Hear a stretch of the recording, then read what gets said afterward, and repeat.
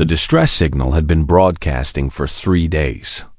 Captain Yilin stood at the center of her dying ship, watching the communication screens with tired eyes. The Starlight Dream had been a beautiful vessel once. It carried 200 of her people through the stars on a mission of science and discovery. Now it drifted in the Korath Nebula like a wounded animal, and no one in the galaxy seemed to care. She pressed the broadcast button again.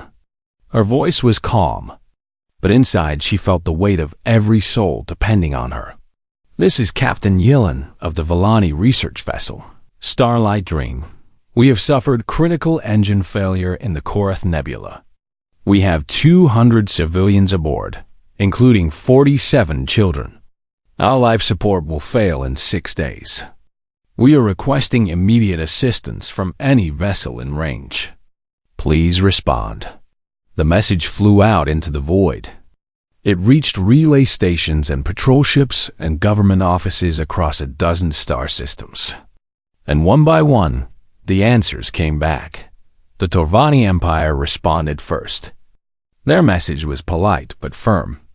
The Korath Nebula was classified as a Grade 7 hazard zone.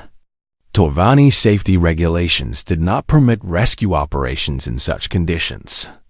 They wished the Vellani well and hoped another species might assist. The Krelth Dominion did not even bother with politeness. Their response was 3 words: "Not our concern." The Sindari Coalition sent a longer message filled with sympathy and regret.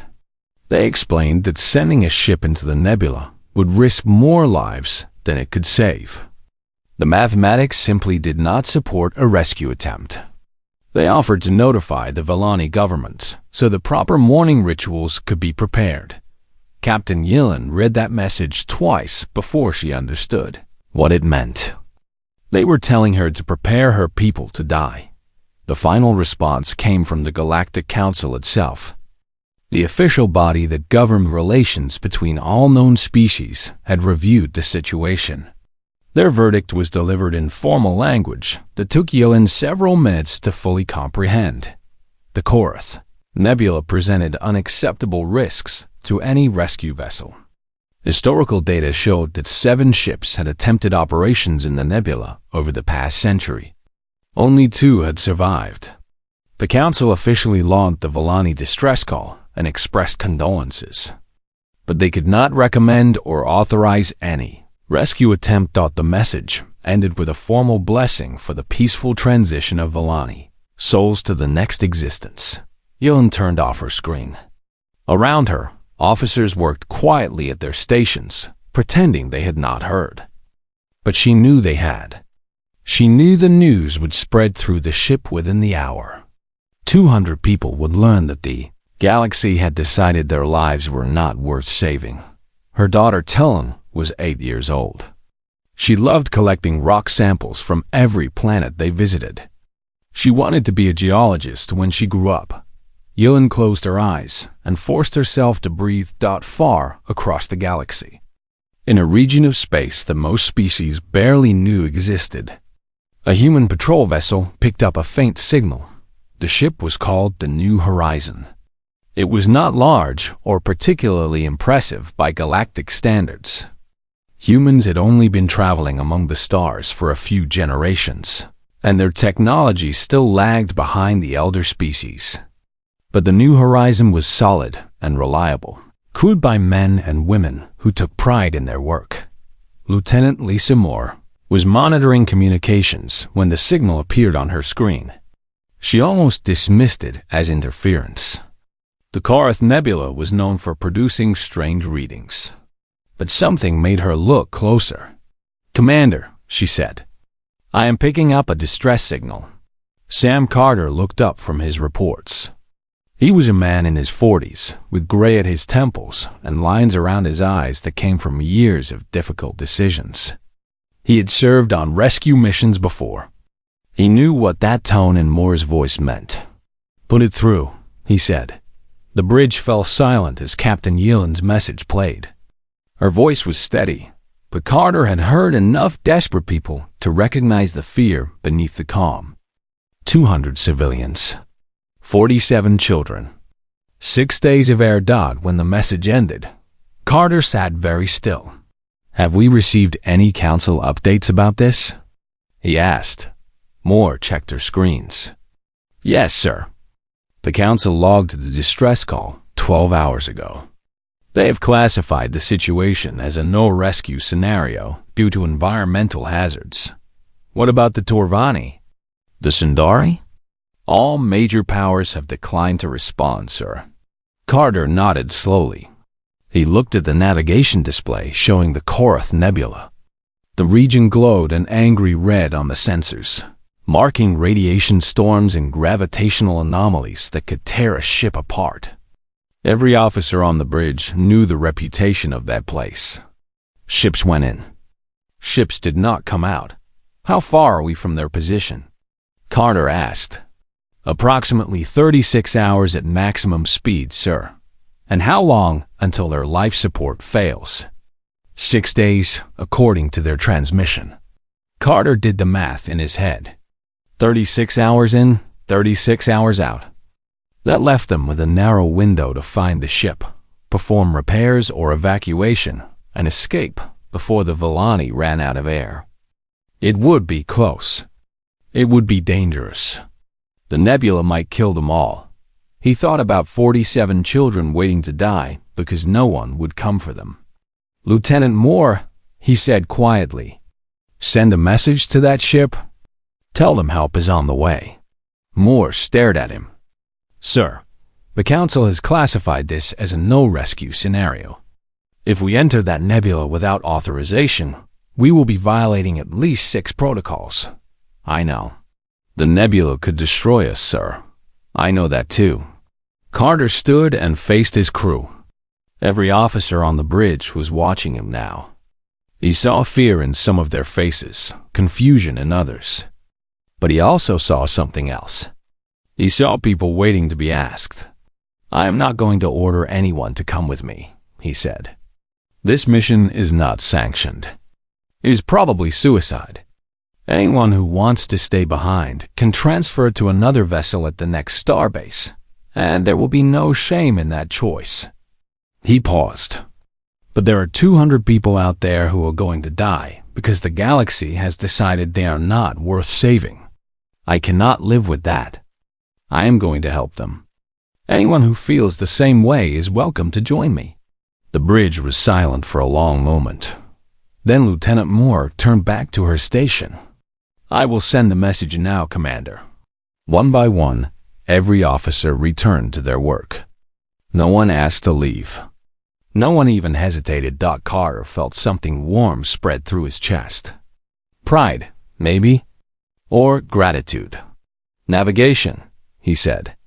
Plot a course for the Korath Nebula. The new horizon turned toward the stars and began its journey into hell. The news spread across the galaxy like wildfire. Within hours, every major species had heard the story. The human vessel that flew into the Korath Nebula. The desperate rescue that everyone said was impossible. The 200 Villani civilians, who were alive because one small ship refused to accept that saving them was not worth the risk. On the Sundari homeworld, Ambassador Varel watched the reports with growing amazement. He had warned Commander Carter that the mission was suicide. He had watched the human ship enter the nebula, expecting to never hear from them again. Now he watched footage of the New Horizon limping home, burned and battered but victorious. He saw Villani children carried off the ship by human medics. He saw Captain Yellen embracing Commander Carter on the docking platform, tears streaming down her face. Varel began writing his final report to the Sundari government. It took him 3 days because he kept starting over. How do you explain something that makes no sense? How do you describe a species that calculates the odds, understands they will probably die, and goes anyway? In the end, he wrote simply, we have misunderstood the humans. They are not reckless. They are not foolish. They simply believe that some things are more important than survival. I do not know if we should fear them or admire them. Perhaps both. The Galactic Council held an emergency session to discuss the incident. Representatives from dozens of species gathered in the Great Hall, their voices echoing off ancient walls. Some were angry. The Torvani delegate accused humans of deliberately embarrassing the established powers, making them look heartless by comparison. He demanded sanctions against Earth for violating Council protocols. Others were simply confused. The Krellith representative could not understand why any species would trade their own lives for strangers.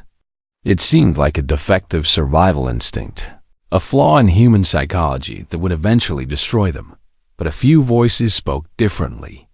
Captain Yellen addressed the council herself, standing tall despite her exhaustion. She looked at the assembled representatives with eyes that had seen death approach and recede. "You logged our distress call," she said quietly. "You classified our situation and filed your reports. You sent us condolences and prepared mourning rituals. And then you moved on with your day." The council chamber fell silent. "My people spent 6 days waiting to die," Yellen continued.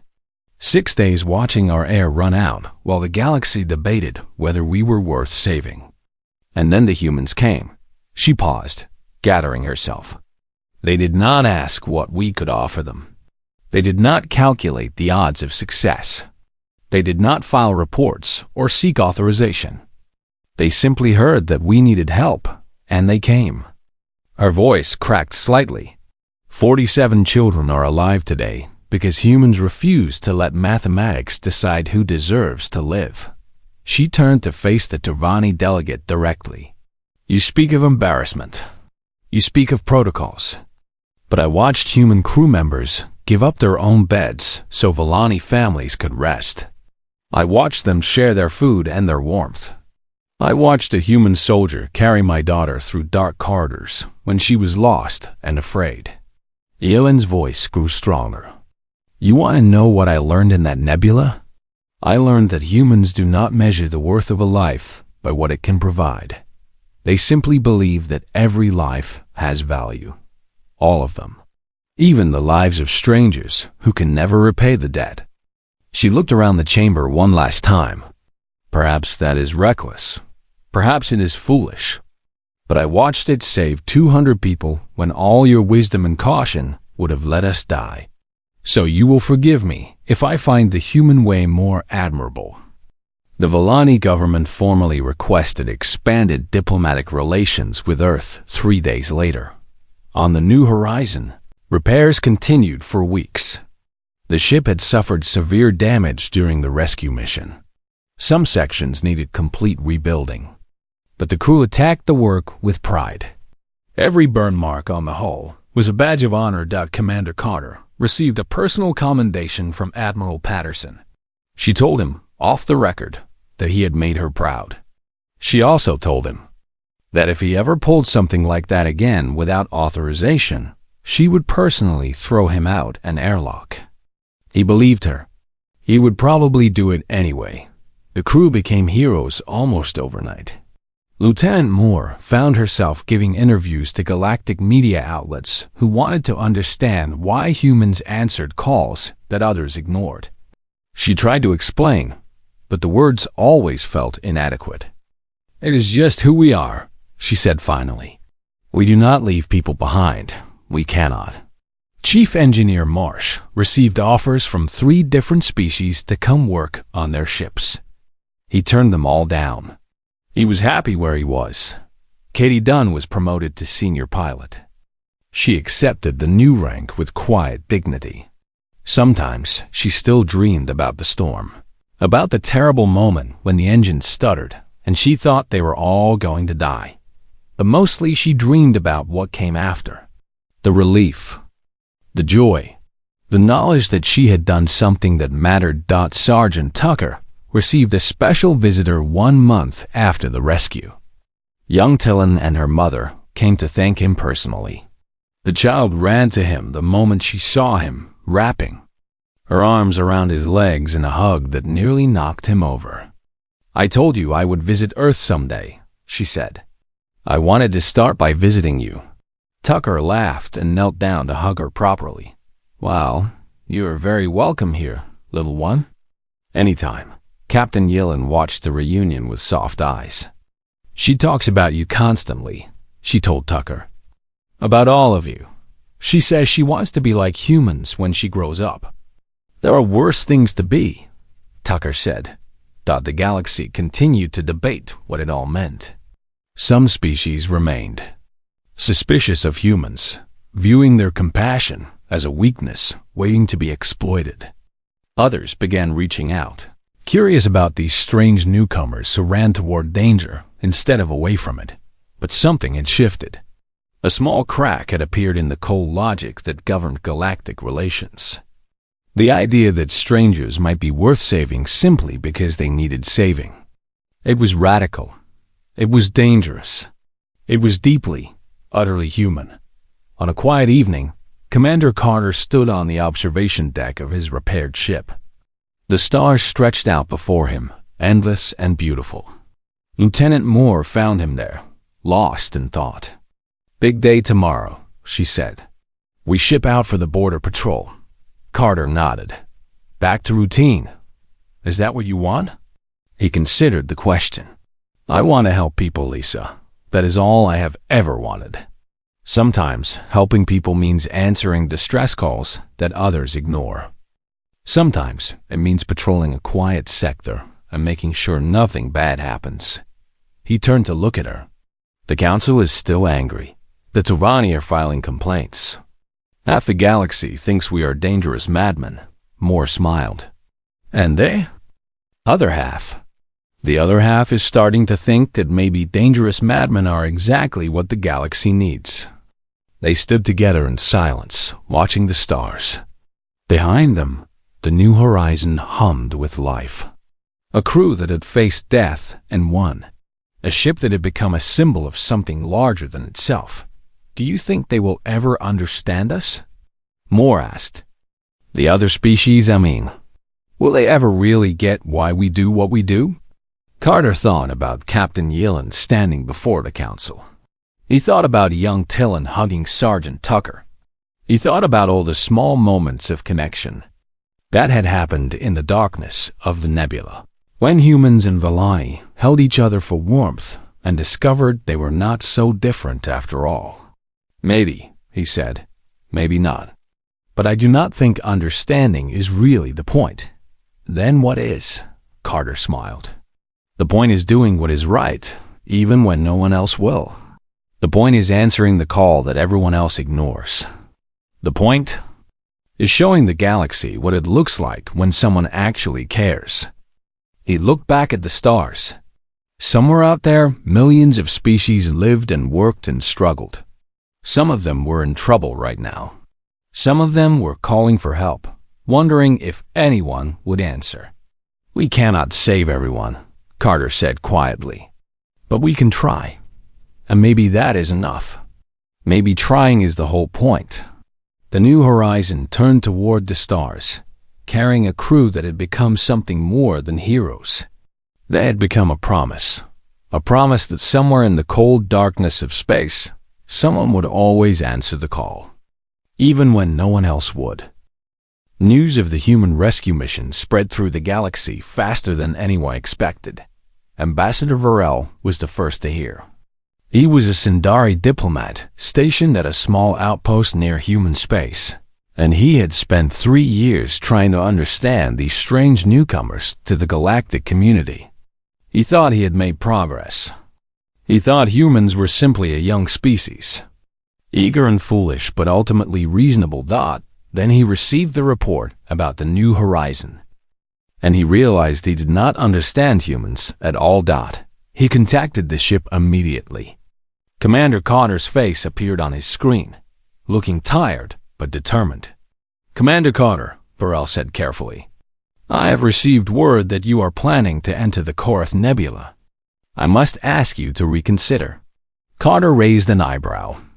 "Ambassador, what brings you to my communication channel?" "Concern for your life and the lives of your crew." Varel leaned forward. "The Korath Nebula is not simply dangerous, Commander. It is death. No ship has ever successfully completed a rescue operation in that region. The radiation will cook your crew. The gravitational anomalies will crush your hull. You are taking your people to their graves. I understand the risks, Ambassador. Do you? Vorel felt frustration rising in his chest. Do your people understand that they are going to die? Have you explained to them that this mission is impossible?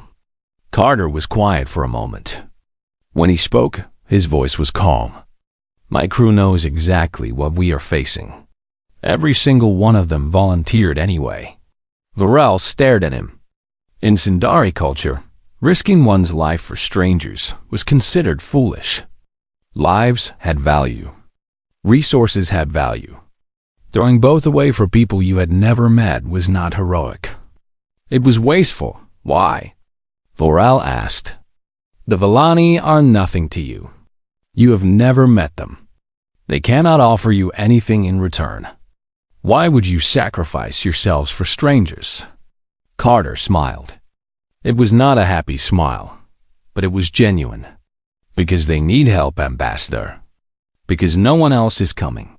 Because if we do not go, 47 children will suffocate in the dark while their parents watch.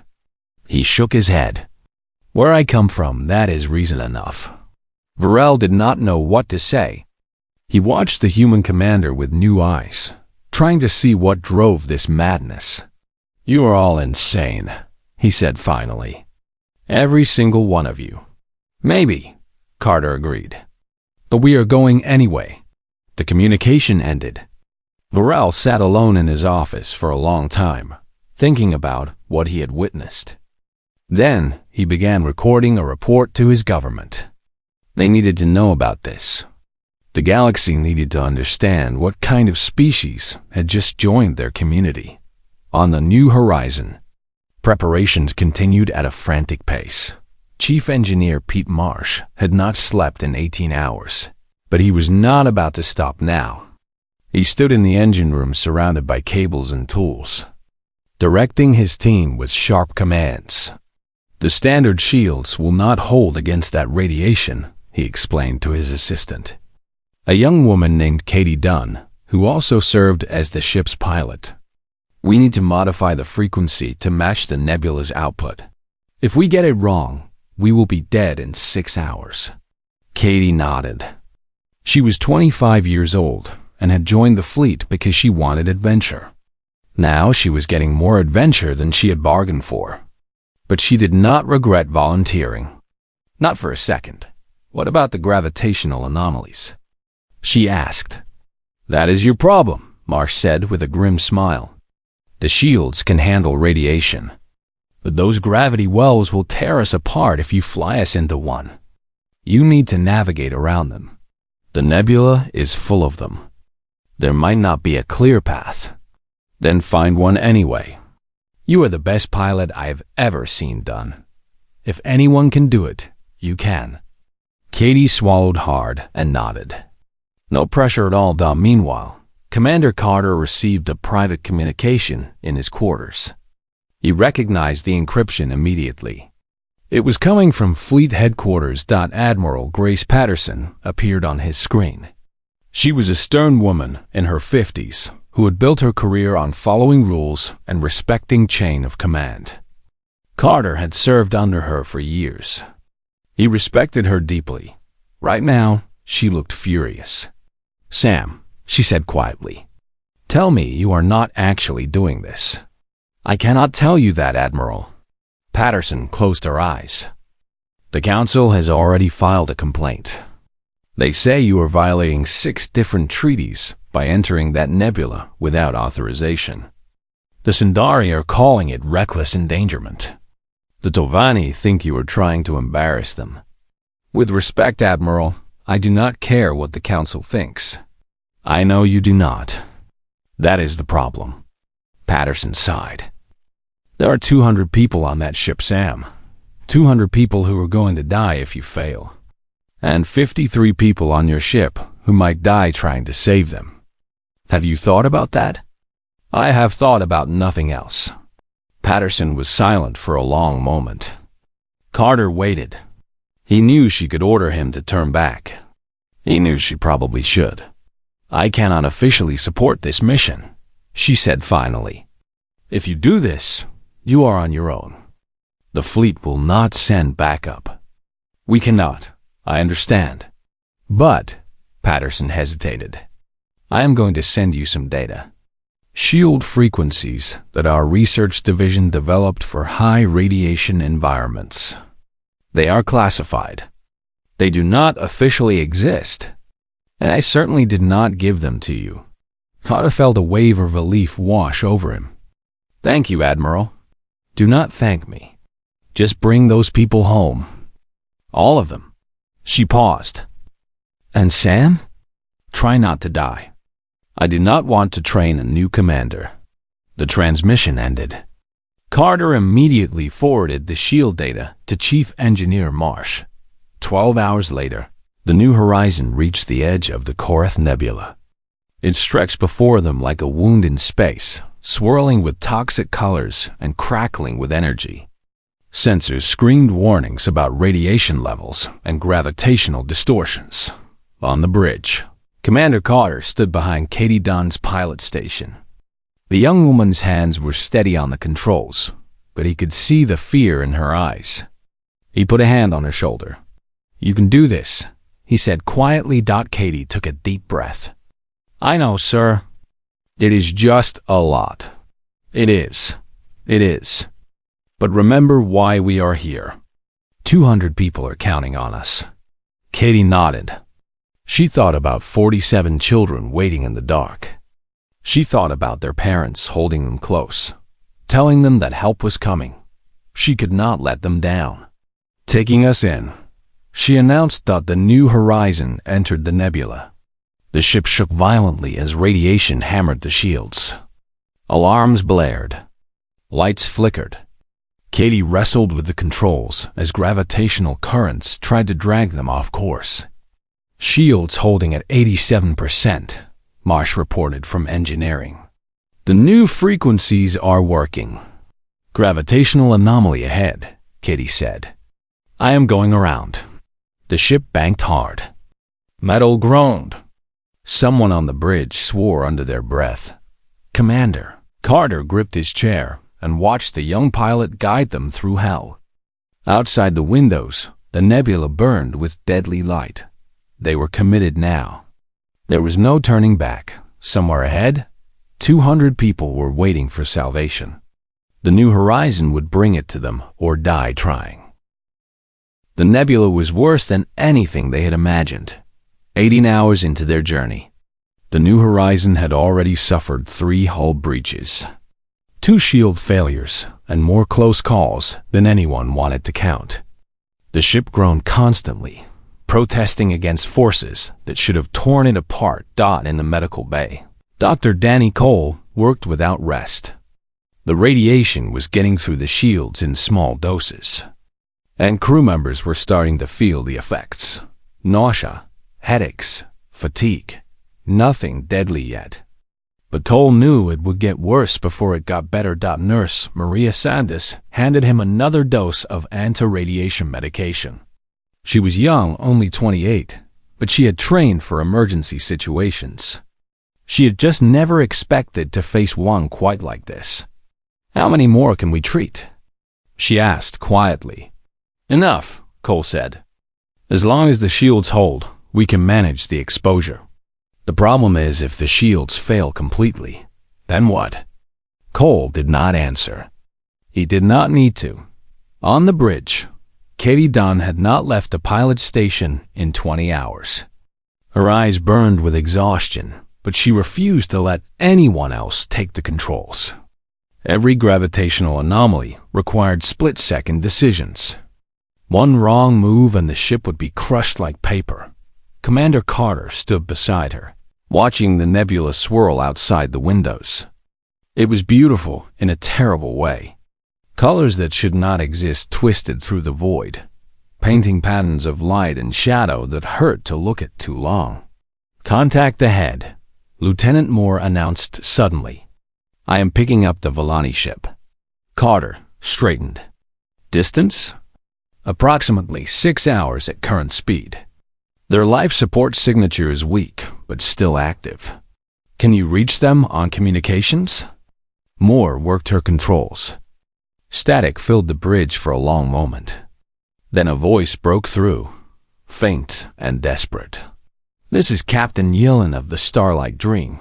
Is anyone there? Please respond." Carter moved to the communication station. "Captain Yillen, this is Commander Sam Carter of the Earth vessel New Horizon. We received your distress signal. Help is coming." The silence that followed lasted so long that Carter thought they had lost the connection. Then Yillen's voice returned, thick with emotion. "Earth vessel? I do not understand. What species are you?" "We are human, Captain. From a planet called Earth." "Human?" Yillen sounded confused. "I have barely heard of your species." "You are new to space, yes?" "We are. But that does not matter right now. What matters is getting your people to safety. Why?" The question came out broken, almost pleading. The council said rescue was impossible. The Tovani, the Sindari, everyone refused. Why would humans risk their lives for strangers? Carter thought about the question. It was the same one Ambassador Varel had asked. It seemed to confuse everyone in the galaxy. "Because you needed help," he said simply. "And we could give it." On the Valani ship, Captain Yillen ended the communication and stood very still. Around her, officers stared with wide eyes. They had heard everything. "Mother?" A small voice came from behind her. Yillen turned. Her daughter Tillen stood in the doorway, clutching a rock sample she had collected from their last planetary visit. The child looked thin and tired. "They all did. Yes, little one? Is someone coming to save us?" Yillen knelt down and pulled her daughter into her arms. For the first time in days, she allowed herself to hope. "Yes," she whispered. "Someone is coming." The next 6 hours were agony for both ships. On the New Horizon, the situation grew more desperate by the minute. A massive radiation spike forced the crew to evacuate several sections of the ship. Chief Engineer Marsh performed emergency repairs on the shield generators, while radiation aided his protective suit. Sergeant Ben Tucker, the ship's security chief, organized teams to help move equipment and supplies to safer areas. He was a big man with a gentle voice, former search and rescue before he joined the fleet. He had pulled survivors from burning buildings and sinking ships. He had never faced anything like this. "Keep moving," he told his people. "The faster we work, the faster we reach those civilians." Katie Dunn pushed through exhaustion that should have put her on the floor hours ago. Her hands shook on the controls, but her flying remained precise. She had found a rhythm with the nebula, learning to read its patterns and predict its dangers. "Gravitational shear in 30 seconds, she announced. "Everyone hold on." The ship bucked violently. Several crew members fell, but Katie kept them steady, threading through the impossible like she was born to do it. Finally, after what felt like an eternity, the Valani ship appeared on their sensors. It drifted alone in a small pocket of relative calm, surrounded by storms on all sides. The vessel was dark and quiet, running on minimal power. "I am bringing us alongside," Katie said, preparing for docking procedures. Commander Carter watched the alien ship grow larger through the windows. It was elegant in design, clearly built by a people who valued beauty. But now it looked broken and sad, a dying thing waiting for the end. "Lieutenant Moore, inform the Valani that we have arrived. Tell them to prepare for evacuation." "Evacuation, sir?" Carter nodded grimly. "We do not have time to repair their ship. We need to get everyone off and back through the nebula before conditions get worse." He did not mention what the sensors had shown him an hour ago. A massive radiation storm was forming on the edge of the nebula, larger than anything on record. It would reach them in less than 12 hours. If they were still here when it arrived, nothing would survive. The docking procedures took another hour. The Vellani ship was not designed to connect with human vessels, so the engineers had to improvise. Sergeant Tucker stood at the airlock with his team, ready to help the moment the doors opened. When the seal finally locked into place and the doors slid apart, Tucker found himself face to face with Captain Yellen. She was tall and thin, with silver skin and eyes that shimmered like gemstones. She looked exhausted and afraid and grateful all at once. "Thank you," she said. "I do not have words for what you have done." Tucker smiled. "No need for words, Captain. Let us get your people to safety." The evacuation began. Vellani civilians poured through the airlock, many of them carrying children or helping elderly passengers. Tucker's security teams guided them through the unfamiliar human corridors, finding spaces for everyone. Dr. Cole and Nurse Santos set up a medical station near the airlock, examining each passenger for radiation exposure and treating the worst cases immediately. Many of the Vellani were in poor condition after days of failing life support. Commander Carter met Captain Yellen as she boarded. He extended his hand in the human gesture of greeting. "Welcome aboard the New Horizon, Captain. I wish we were meeting under better circumstances." Yellen looked at his hand, then carefully took it in her own. Her skin was cool and smooth. "You came for us," she said quietly, when no one else would. "I do not understand humans, Commander Carter, but I will never forget what you have done." Carter squeezed her hand gently. "We are not finished yet, Captain. We still have to get out of this nebula." As if to emphasize his point, the ship shuddered. Somewhere in the distance, sensors detected the approaching storm. Time was running out. The New Horizon was never designed for 250 passengers. Commander Carter watched the corridors fill with Vellani civilians and felt the weight of responsibility pressing down on him. His ship was built for a crew of 50. Now it carried 5 times that number, and every system was straining under the load. Chief Engineer Marsh worked miracles in the engine room. He rerouted power from non-essential systems, boosted life support beyond recommended limits, and converted every available space into emergency shelter. Cargo bays became dormitories. Storage rooms became medical wards. Even the hallways held families huddled together on emergency blankets. "Life support is at maximum capacity," Marsh reported over the communication system. "We have enough air for everyone, but just barely. The scrubbers are going to need maintenance every 4 hours." "Understood," Carter replied. "Do what you can." "Always do, Commander." Sergeant Tucker led his security teams through the ship, helping Vellani families settle into their temporary homes. The aliens were frightened and confused, surrounded by strange technology and stranger creatures. But the humans smiled and spoke gently, offering food and water and reassurance. One small Vellani child sat alone in a corner, crying. Tucker knelt down beside her and recognized her from the docking bay. This was Tillen, Captain Yellen's daughter. "Hey there," he said softly. "Are you lost?" Tillen looked up at him with shimmering eyes. "I cannot find my mother. There are too many people." Tucker smiled. "Well, that is an easy problem to solve. Come on, I will help you find her." He held out his hand. Tillen hesitated, then took it. Her small fingers were cold against his skin. They walked through the crowded corridors together, Tucker calling out for Captain Yellen, while Tillen held onto his hand like a lifeline. The child stared at everything with wide eyes. She had never seen humans before today. Now she was surrounded by them. "Are all humans so big?" she asked. Tucker laughed. "Some of us are. Some of us are smaller. Just like your people, I imagine."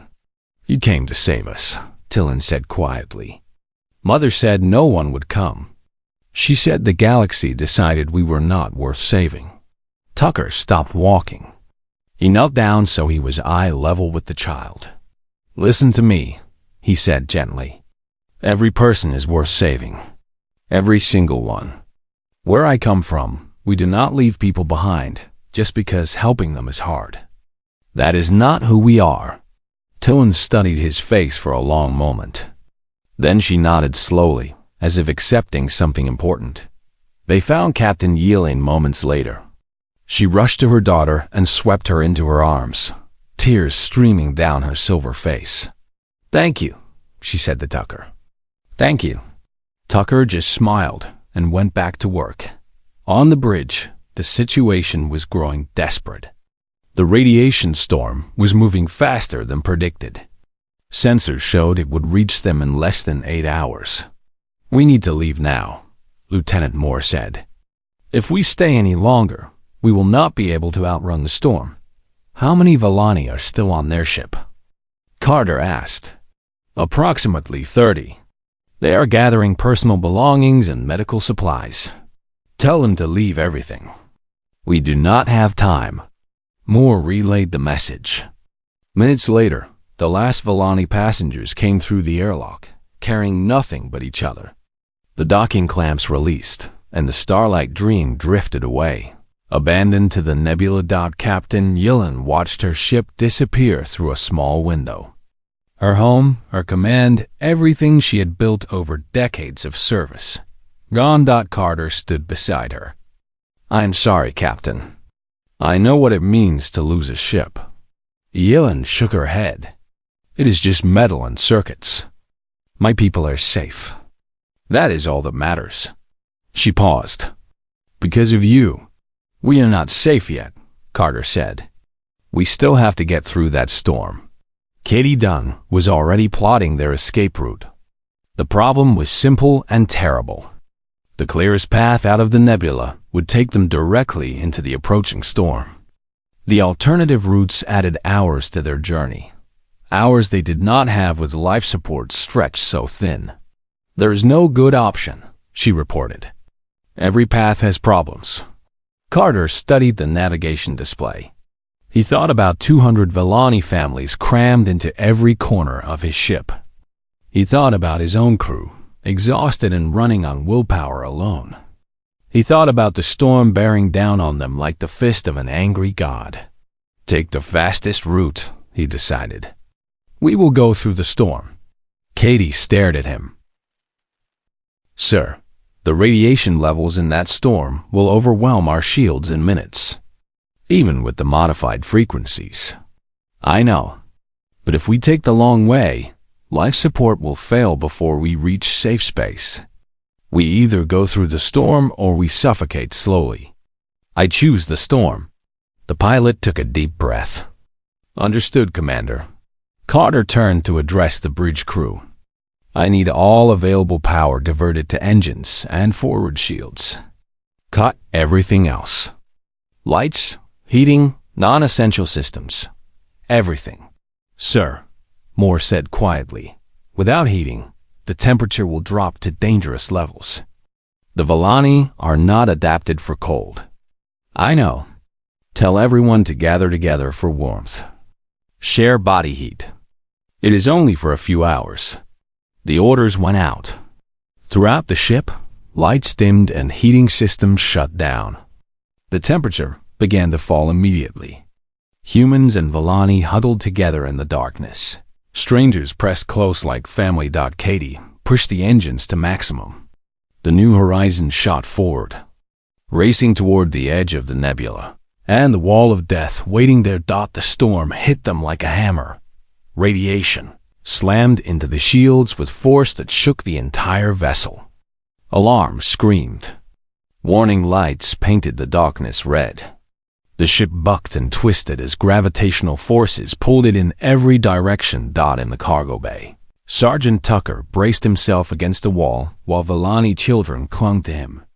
He could hear them crying, could feel their fear. He kept his voice calm and steady. "It is okay," he said. "It is okay. Just hold on. We are going to make it." On the bridge, Katie fought the controls with everything she had. The storm wanted to tear him apart, but she refused to let it. She found gaps in the radiation, pockets of calm where the ship could catch its breath before plunging back into chaos. "Shields at 40%, Marsh reported, his voice strained. 30%, 20. "Almost through," Katie said. "Just a little more." The ship screamed around them. Metal groaned. Systems failed. For one terrible moment, the lights went completely dark and the engines stuttered. Then they were through. The new horizon burst out of the nebula, like a drowning man breaking the surface of water. Clear space stretched before them, empty and beautiful and safe. Katie slumped over her controls. "We made it," she whispered. "We actually made it." Commander Carter stood very still, hardly daring to believe. Then his communication panel lit up. "This is Admiral Grace Patterson of the Earth Fleet. New Horizon, do you copy?" Carter found his voice. "We copy, Admiral. We are out of the nebula. We have the Vellani civilians aboard. Everyone is alive." Silence on the other end. Then Patterson spoke again, and her voice was rough with emotion. "Welcome back, Commander. Medical ships are standing by. Bring them home." Throughout the ship, humans and Vellani heard the news. They held each other in the cold darkness and wept with relief. Strangers who had met hours ago clung together like they had known each other forever. In the cargo bay, a small Vellani child squeezed Sergeant Tucker's hand and smiled up at him. "You saved us," Tillin said. "You really saved us." Tucker smiled back. "We all saved each other, little one. That is how it works." The New Horizon turned toward home, carrying 200 souls who had been left to die by a galaxy that did not care. But someone had cared. Someone had come, and that made all the difference.